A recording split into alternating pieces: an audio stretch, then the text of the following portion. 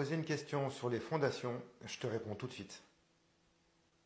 Une fondation, elle a pour but de porter toutes les charges du bâtiment qui viennent de la partie supérieure et ensuite de les reporter sur le sol porteur, sur toute la surface de la semelle filante ici.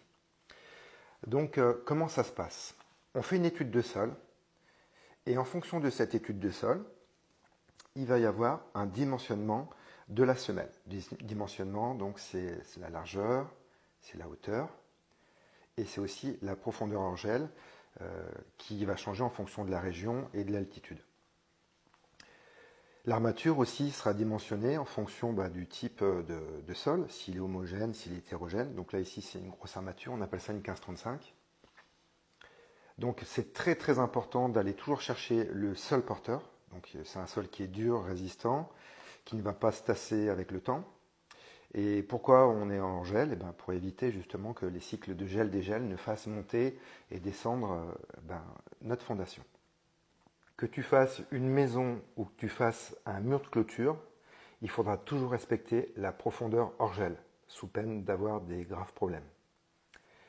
Il y a aussi une chose, on peut faire un béton de propreté aussi.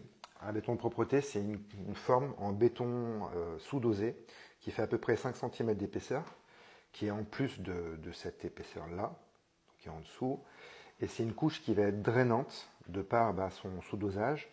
Et en plus de ça, ça va éviter à l'armature d'être souillée, d'être mélangée à de la terre argileuse. Voilà, donc ça favorise un meilleur enrobage du béton. Voilà. J'espère avoir répondu à ta question. À plus.